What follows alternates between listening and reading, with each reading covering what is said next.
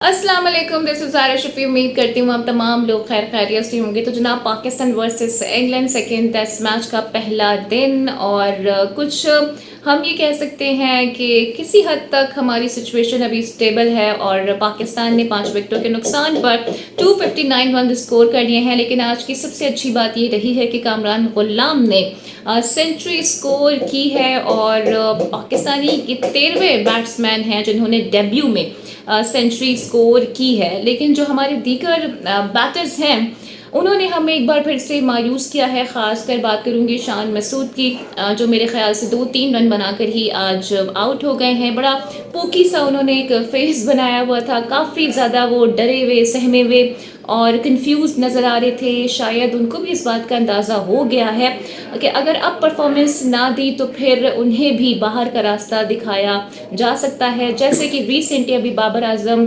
शाहीन शाह अफरीदी और नसीम शाह को भी दिखाया गया है। अब सवाल ये पैदा होता है कि जब आपके सामने इतनी स्ट्रॉन्ग टीम मौजूद हो जो कि ऑलरेडी 800 रन स्कोर कर चुकी है, तो उस टीम को आप क्या टारगेट देंगे। और मुझे ये समझ नहीं आता कि हमारे थिंक टैंक्स आखिर कौन है जो इस किस्म के मशवरे देते हैं पाकिस्तान टीम को कि आप स्पिन ट्रैक बनाएं। ऑल दो हमें ये पता है कि हमारे बैटर्स स्पिन को नहीं खेल पाते हैं और इसी का एक मुशाहिदा हमने आज देखा भी है कि स्ट्रगल करते हुए हमारे बैटर्स नजर आए हैं। खासकर अब्दुल्ला शफीक, साइम अयूब ने आज थोड़ी सी मज़ाहिमत की है। 77 रन उन्होंने भी स्कोर किए हैं और हमने उन्हें भी ज़बरदस्ती का हीरो बना दिया था because of his no look shot. और परफॉर्मेंस उनकी बिल्कुल नहीं आ रही थी, लास्ट मैच में भी नाकाम हुए थे, लेकिन उसके बावजूद भी उन्हें आज खिलाया गया, एक और मौका फराहम किया गया और किसी हद तक उन्होंने इस मौके का फ़ायदा उठाया है।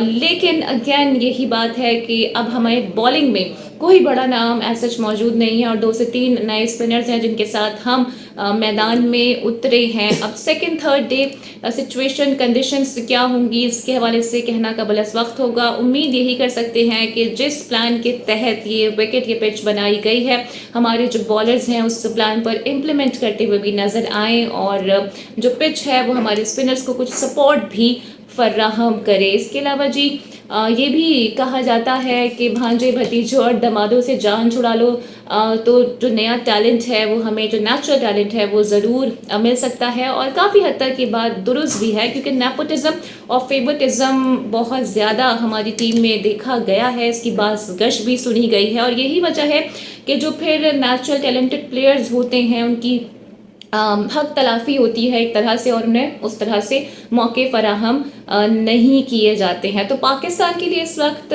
डू और डाई की सिचुएशन मौजूद है और इस वक्त पाकिस्तान को जीतना बहुत ज़्यादा इम्पॉर्टेंट है ताकि जो गिरा हुआ मुराल है वो भी अपलिफ्ट हो जाए। तो जनाब, ये तो थी पाकिस्तान और मुल्तान टेस्ट की कहानी। इसके अलावा कल से शुरू हो रहा है जी न्यूजीलैंड और इंडिया के दरमियान टेस्ट मैच। गो के वहाँ भी बारिश का इम्कान जाहिर किया जा रहा है और इसमें कोई दो राय नहीं है कि हर टीम ही होम कंडीशन पर शेयर होती है।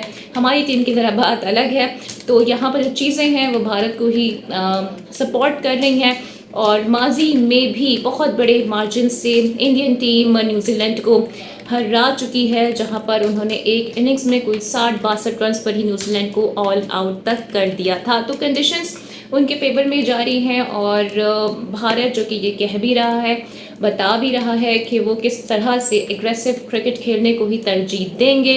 उनके जो कोच हैं गौतम गंभीर साहब, उन्होंने ये भी कह दिया है कि 400 से कम रन्स की तो कहानी है ही नहीं और ड्रॉ करने का तो सवाल ही पैदा नहीं होता है। अगर इन एनी केस ड्रॉ की सूरत भी पैदा हो जाती है तो तब भी एटलीस्ट 2 दिन बैटिंग करने को वो तरजीह देंगे। तो ये है जी भारत के अज़ाइम। और अगर हम अपनी साइड की बात करें तो माजी से उठा के आप देख लें, हमें सिर्फ शिकस्तें ही नज़र आ रही हैं। क्लोज मार्जिन से भी आके हम हार जाते हैं, बड़े मार्जिन से भी हम हार जाते हैं और बस हम हारते ही आ रहे हैं। और इस टेस्ट मैच में भी बहुत ज़्यादा होप्स हाई नहीं है, लेकिन अच्छी चीज़ ये है कि यंगस्टर को एक मौका फराहम किया गया है। इसके अलावा जी विराट कोहली से मुतालिक हम थोड़ी बात करेंगे, जिन्होंने सिर्फ और सिर्फ 53 रन चाहिए, उनके 9000 रन्स मुकम्मल हो जाएंगे। तो बहुत से लोगों ने यहाँ पर ये उम्मीद वाबस्ता कर ली है कि अपने होम ग्राउंड पर जो किंग हैं विराट कोहली,